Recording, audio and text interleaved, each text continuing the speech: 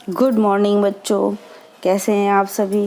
स्वागत है आप सबका आपके अपने चैनल पर और मैं डॉक्टर सुनीता वर्मा आप सबका अभिनंदन करती हूँ। बच्चों, कल के जो मैंने आपको वीडियो भेजा था वो भाग 1, उसमें मुक्तिबोध की जो कविता थी भूल गलती, उसके बारे में बताया था। उसी क्रम में ये दूसरा भाग है जिसके अंतर्गत उनकी कविता है मैं तुम लोगों से दूर हूँ, इसके विषय में बताने जा रही हूँ। तो बच्चों, जो मुक्तिबोध हैं वो मध्यम वर्गीय कवि थे, मध्यम वर्ग के कवि थे और मध्यम वर्ग की जो परेशानियाँ थीं, जो भी कठिनाइयाँ थीं, जो भी संघर्ष था वो उनको बहुत अच्छी तरह समझते थे और उन्होंने उन परेशानियों को, उन कठिनाइयों को, उन संघर्ष को अपनी कविताओं में लिखा हुआ है। इसलिए इनका जो शिल्प विधान है वो हम फैंटेंसी के नाम से जानते हैं। फैंटेंसी एक तरीके से ऐसी कविता करने का शिल्प विधान है जिसके अंतर्गत जीवन और समाज की सच्चाइयों को, उसके कड़वे यथार्थ को, उसके अनुभव को कवि लिखता है। तो इन्होंने यहाँ पर जो मैं तुम लोगों से दूर हूँ ये संबोधित कर रहे हैं, ये बुजुर्ग वर्ग के कोई धनाढ़ है, धनाढ़ यानी धनी वर्ग के लोग और मध्यम वर्ग के लोग, ये दो वर्गों में बटा हुआ था उस समय ना। वर्ग में तो हर समय ही रहता है, आज भी देखिए अमीर और गरीब, जाति और पात तो जो है सो वो तो अलग है, लेकिन अमीर और गरीब दो मुख्य वर्गों में तो ये समाज बटा हुआ है।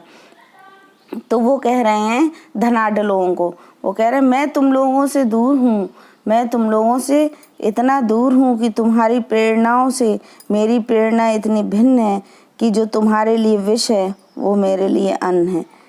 जो तुम अपने लिए विष समझते हो वो मेरे लिए अन्न है। फिर वो आगे कहते मेरी असंग स्थिति में चलता फिरता साथ है, अकेले में साहचर्य का हाथ है। मैं अकेला हूँ लेकिन मेरे साथ सभी लोग हैं, साहचर्य का हाथ है। उनका जो तुम्हारे द्वारा गृहीत है किंतु वे मेरी व्याकुल आत्मा में विहित हैं, वो पुरस्कृत हैं। इसलिए तुम्हारा मुझ पर सतत आघात है, सबके सामने और अकेले में मेरे रक्त भरे महाकाव्यों के पन्ने उड़ते हैं तुम्हारे हमारे सारे झमेले में। यहाँ पर वो अपनी आत्मा की बात कर रहे हैं, ठीक है। वो कह रहे मेरी आत्मा में जो चित्रित है, जो प्रतिबिंबित है और मेरी आत्मा उससे पुरस्कृत है। मैं जो कार्य कर रहा हूँ वो अच्छा कर रहा हूँ, मध्यम वर्गीय के लिए कर रहा हूँ, मेरे साथ सभी मध्यम वर्गीय लोग खड़े हुए हैं। तुम्हारा मुझ पर जो सतत आघात है, जो तुम मुझे परेशान करते हो, क्योंकि जो मेरा श्रम है वो मेरे रक्त का उसमें चित्र उभरा है। जो भी मैं श्रम करता हूँ या जो भी पैसा लेता हूँ उसमें मेरे रक्त का चित्र उभरा है, बहुत मेहनत लगती है। आप जानते हो ना कि गरीब आदमी कहते हैं ना मेरी मेहनत की कमाई है, वही चीज़ इन्होंने यहाँ इंगित की है। उससे महाकाव्यों की निर्मित हो सकती है और मैं तुम्हारे सारे झमेले जो रक्त रंजित महाकाव्यों में पन्ने उड़ते हैं, उससे मैं अपनी असफलता का धूल कचरा ओढ़कर तुम्हारे इस चक्करदार जीनों में यहाँ वहाँ मिल जाता हूँ। तुम्हारे छल हृदय और धन के जो चक्करदार जीने हैं उस पर मैं चल नहीं पाता, क्योंकि मेरा जीवन कैसा है, सीधी सादी पटरियों पर चलता है। यानी मेरा सा मतलब एक मध्यम वर्गीय परिवार की ये प्रतीकात्मक रूप में जो है पुष्टि कर रहे हैं। वो कहते हैं असफलता का धूल कचरा ओढ़े हूँ इसलिए कि वे चक्करदार जीनों पर चलती हैं, छल छल धन के, किंतु मैं सीधी सादी पटरी पटरी दौड़ता हूँ जीवन की। मतलब तुम्हें तो छल करना आता, परंतु मैं तो जीवन की सीधी सादी पटरी पर दौड़ता हूँ। फिर भी मैं अपनी सार्थकता में लिप्त हूँ, फिर भी मेरी सार्थकता है। निज से अप्रसन्न हूँ इसलिए कि जो है उससे बेहतर चाहे। हाँ, मैं स्वयं से अप्रसन्न हूँ क्योंकि मुझे जो इस समय मिला है मैं उससे बेहतर चाहता हूँ। हर मध्यम वर्गीय परिवार या जो गरीबी की रेखा में अथवा जिनको संसाधनों की कहीं ना कहीं कुछ ना कुछ अभाव है, तो निश्चित रूप से वे अपने जीवन को ऊपर उठाना चाहते हैं, अपने जीवन में अच्छे साधनों को चाहते हैं ताकि उनका जीवन और बेहतर बने, उसी को ही प्रदर्शित करते हैं। वो कि निज से अप्रसन्न हो इसलिए कि जो उससे बेहतर है, पूरी दुनिया के साफ करने के लिए मेहतर चाहिए, वह मेहतर मैं हो नहीं पाता और रोज़ कोई भीतर चिल्लाता है कि कोई काम बुरा नहीं है। मतलब मैं बुरा काम नहीं कर सकता हूँ और आत्मा कहती कि कोई बुरा काम नहीं है, बशर्ते कि आदमी खरा हो। फिर भी मैं उस ओर अपने को ढो नहीं पाता।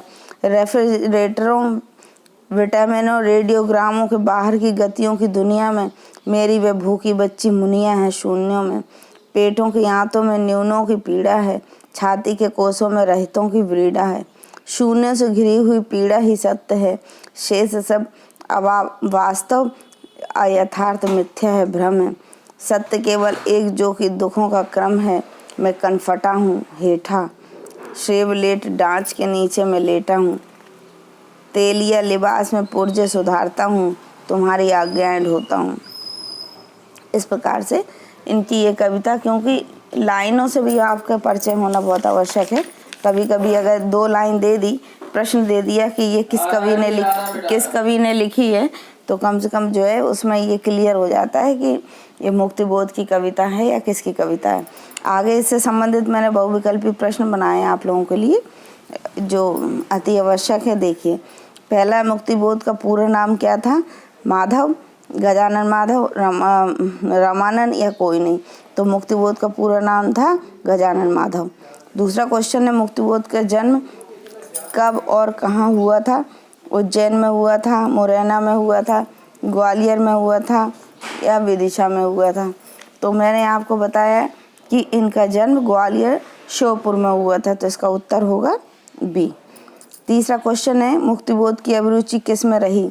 पत्रकारिता में, साहित्यिक गतिविधियों में या केवल राजनीति में? तो मुक्तिबोध की जो रुचि है उन्होंने साहित्यिक गतिविधियों में अधिक रखी।